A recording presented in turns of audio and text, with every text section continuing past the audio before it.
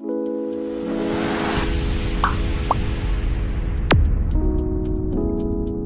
നമസ്കാരം, പുതിയൊരു വീഡിയോയിലേക്ക് ഏവർക്കും സ്വാഗതം. നമ്മുടെ ഇന്നത്തെ വീഡിയോ എൻ്റെ സ്റ്റൈലസിനെ കുറിച്ചാണ്. എനിക്ക് തോന്നുന്നു ഒരുപാട് പേര് ചോദിച്ച രണ്ട് കാര്യങ്ങളായിരിക്കും. ഒന്ന് എൻ്റെ സ്റ്റൈലസും, മറ്റൊന്ന് ടാബും. അപ്പം ടാബിൻ്റെ വീഡിയോ ഞാൻ അപ്ലോഡ് ചെയ്തിട്ടുണ്ട്, കാണാൻ താല്പര്യമുള്ളവർ പോയി കാണുക. ഇനിയിപ്പോൾ ഈ ഒരു സ്റ്റൈലസിനെ കുറിച്ച് പറയാം. ഈ ഒരു സ്റ്റൈലസിൻ്റെ പേര് ആക്റ്റീവ് സ്റ്റൈലസ് എന്നാണ്.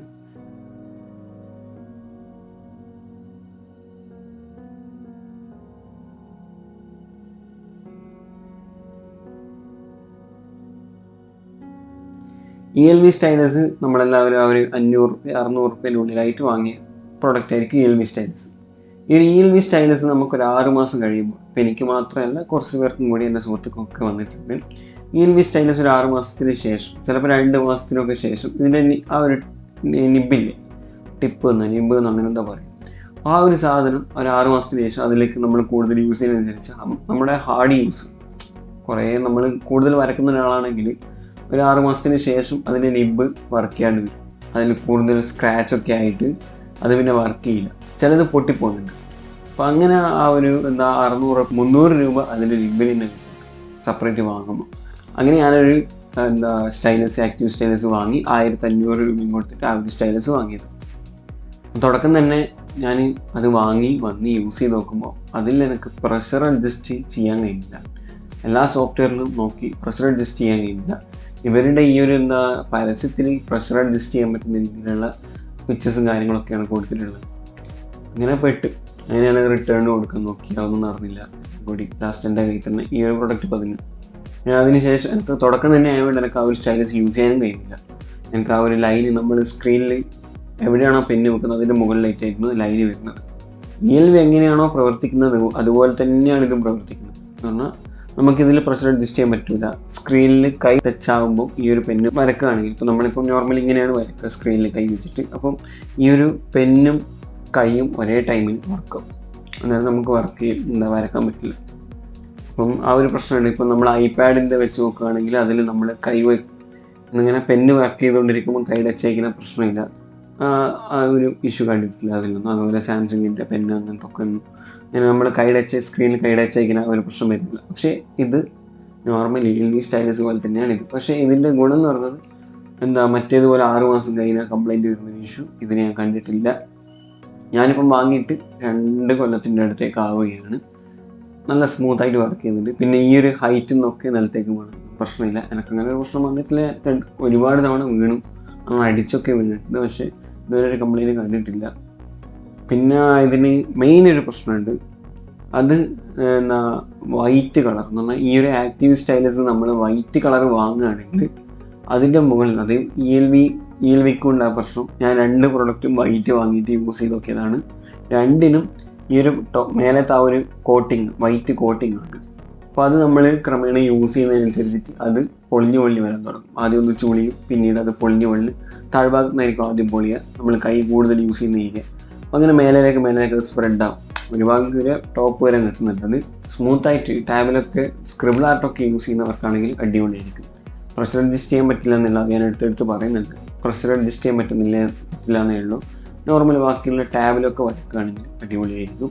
ഞാൻ ഇതിൻ്റെ കുറച്ച് വീഡിയോസൊക്കെ നിങ്ങൾക്ക് കാണിച്ചു തരാം. എന്ന് പറഞ്ഞാൽ ഞാൻ ഇത് വാങ്ങിയ പാടുള്ള ആ ഒരു വീഡിയോസും അന്ന് ഞാൻ എടുത്തു വെച്ച വീഡിയോസുണ്ട്, കുറച്ച് അൺബോക്സ് ചെയ്യുന്നതൊക്കെ ആയിട്ടുള്ള. അതുപോലെ ഇപ്പോൾ ഉള്ള ആ ഒരു സ്റ്റൈലസിൻ്റെ കണ്ടീഷൻ ഞാനിപ്പോൾ കാണിച്ചു തരാം. ഞാൻ ഓൾറെഡി ഒട്ടിച്ച് വെച്ചിട്ടാണുള്ളത്. അത് വേണമെന്നുണ്ടെങ്കിൽ പിന്നീട് നമുക്ക് അതിൻ്റെ മേലെ എന്തെങ്കിലും സ്റ്റിക്കറോ അങ്ങനെ ഒട്ടിക്കാം, മാറ്റോ അങ്ങനെ ഒട്ടിച്ച് അതിനെ പ്രശ്നം ഒഴിവാക്കാവുന്നതാണ്. കാരണം നമ്മൾ വാങ്ങിയ പാടുന്ന അതിൻ്റെ മേലേക്ക് എന്തെങ്കിലും ഒരു വൈറ്റ് സ്റ്റിക്കർ, നമ്മളിപ്പോൾ സ്ക്രീൻ കാർഡ് ഒട്ടിക്കുന്ന പോലെ വൈറ്റ് സ്റ്റിക്കർ ഇപ്പോൾ മൊബൈൽ ഷോപ്പിലൊക്കെ അവൈലബിൾ ആണ്. അത് വെച്ച് ഒട്ടിക്കുകയാണെങ്കിൽ നന്നായിരിക്കും.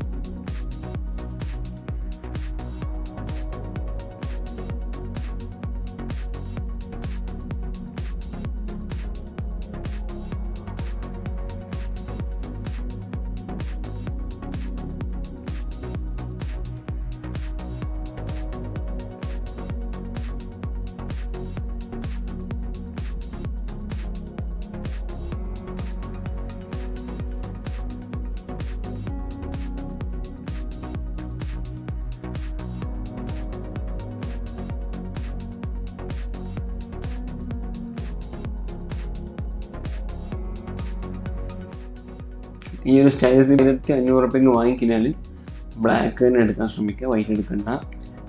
പിന്നെ പ്രഷർ അഡ്ജസ്റ്റബിൾ അല്ല, വരയ്ക്കാനൊക്കെ സ്മൂത്തായിട്ട് വർക്ക് ചെയ്യും, ചാർജിങ് നല്ലോണം നിൽക്കുന്നുണ്ട്, വേറെ ഇഷ്യൂസൊന്നും മെയിനായിട്ട് കണ്ടിട്ടില്ല.